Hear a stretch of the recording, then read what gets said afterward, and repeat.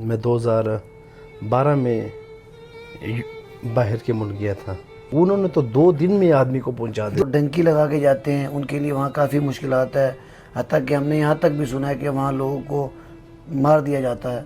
اس کے بارے میں کیا آپ کہیں گے؟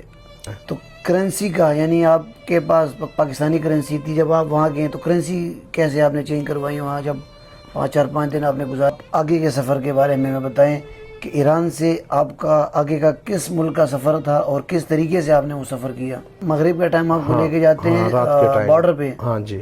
بارڈر سے پھر آپ کراس کرتے ہیں راتوں رات؟ ہاں، راتوں رات کراس کرتے ہیں. ترکی کا بارڈر آپ نے کیسے کراس کیا آگے؟ اس نے کہا تھا کہ میں آپ کو 2 دن میں انگلینڈ پہنچاؤں گا، لیکن اس طرح نہیں ہوا. تو اس سارے سفر کے دوران، ترکی تک کے سفر کے دوران، آپ کے گھر والوں سے بات چیت ہوتی رہی کہ نہیں؟ یونان 2 راستے ہوتے ہیں. ایک وہ کہتے ہیں کہ پیدل کا راستہ، ایک پانی والا راستہ ہے. وہ بات ہوئی تھی تقریباً $12,000 میں سب کی، لیکن وہاں کے جو لوگ میں نے دیکھے وہ $4,500 صرف یونان سے اٹلی تک دیتے تھے. السلام علیکم. تو امید کرتا ہوں آپ خیر و عافیت سے ہوں گے. اچھا جی، تو آج ہم جس موضوع پہ بات کرنے لگے ہیں، جس چیز پہ ہم ولاگنگ کرتے ہیں، اس سے بالکل مختلف ہے. اچھا جی، تو آج ہم جس موضوع پہ بات کرنے لگے ہیں، موضوع یہ ہے کہ کیسے لوگ یورپ جاتے ہیں. اور آج کل تو بہت سارے ذریعے ہیں، یعنی کچھ لوگ ایجنٹوں کو 40-50 لاکھ روپے دیتے ہیں اور یورپ جاتے ہیں. کچھ لوگ اسٹوڈنٹ ویزے پہ جاتے ہیں، کچھ لوگ وزٹ ویزے پہ جاتے ہیں. اور جو سب سے خطرناک ترین طریقہ ہے وہ ہے ڈنکی کا طریقہ.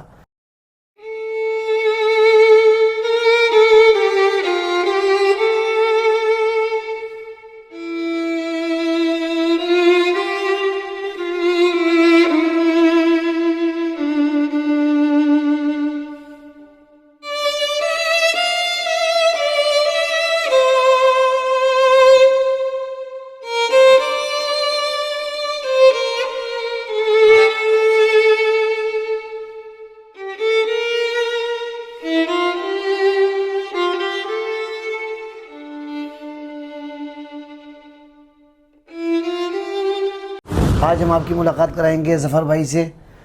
ظفر بھائی کی سٹوری آج سنیں گے کہ انہوں نے کس طریقے سے ڈنکی لگائی اور کیسے وہ گئے اور کتنے عرصے میں وہ گئے. السلام علیکم. وعلیکم السلام. اپنا تعارف کرائیں ہمارے ویورز کو. میرا نام محمد مظفر خان ہے. بیسیکلی میں مومند ایجنسی کا رہنے والا ہوں. رہائش میری لاہور میں ہے اور 2012 سے اس سفر کا آغاز کیا ہے کہ ملک کے حالات کی وجہ سے اور کام روزگار ادھر ہے نہیں تھا، تو کافی ایجنٹوں کے پاس میں گیا اور میں نے اپنے یہ ویزے کے بارے میں معلومات لیے لوگوں سے. تو اس کی وجہ سے کوئی ایجنٹ پیسے زیادہ مانگ رہے تھے، کوئی انہیں 20 لاکھ مانگے اس ٹائم کا. یہ کس سن کی بات آپ کر رہے ہیں؟ جی میں سن 2012 کی بات کر رہا ہوں. 2012 کی بات کر رہے ہیں. تو بس دوستوں کے ساتھ بیٹھے بیٹھے ایک دم ارادہ بنا. تو ایک میں تھا، ایک میرا کزن تھا. اچھا. تو ہم دونوں نے یہ سفر کا آغاز کیا اور کافی لوگوں کے پاس ہم گئے تھے. ان سے اس کے بارے میں معلومات لی کہ ویزے کے بارے میں ہم باہر جانا چاہتے ہیں، یہاں کام حالات بہت خراب تھے.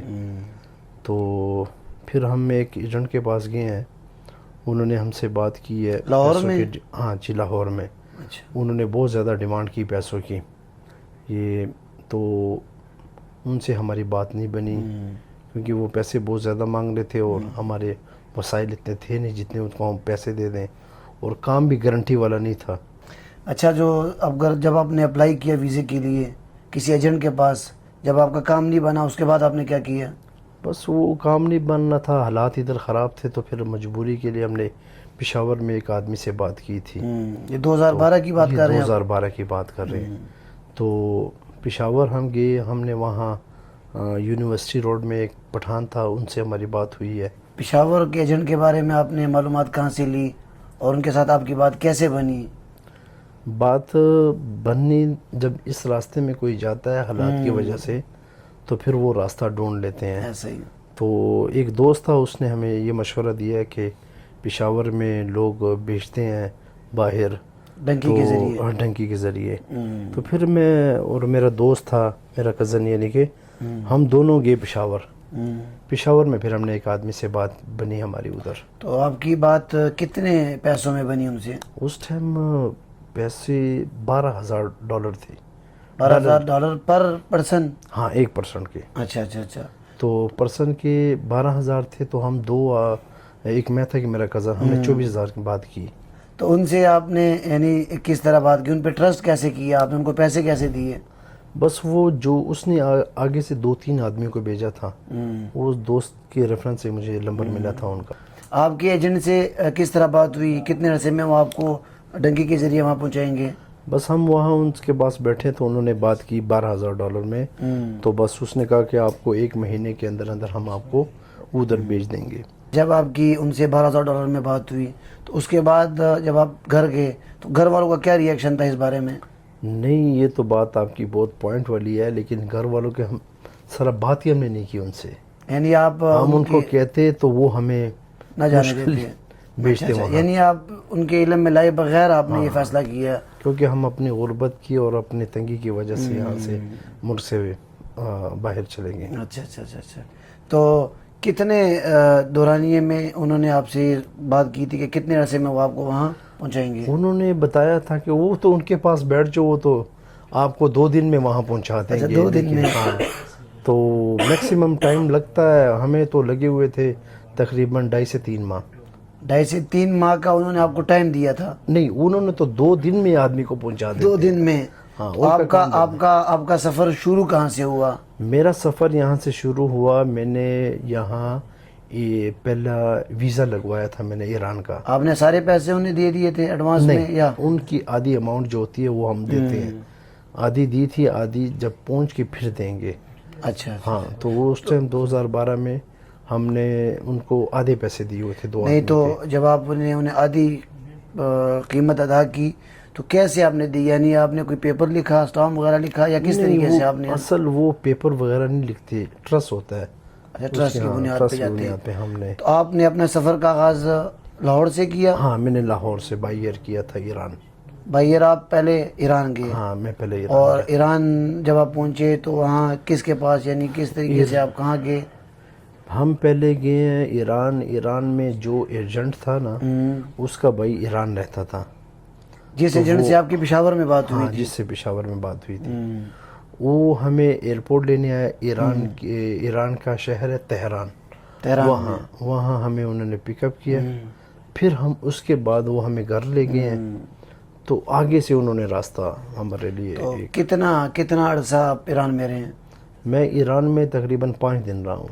नहीं, तो ईरान जब आप गए हाँ, तो ईरान में आप किसके पास, यानी ये जो एजेंट था इसके घर रह रहे थे? हाँ, इसके भाई का वो रैश थी उधर। तो वहाँ खाना पीना रहन सहन करते थे, सारा उनकी तरफ से था? हाँ, उनकी तरफ।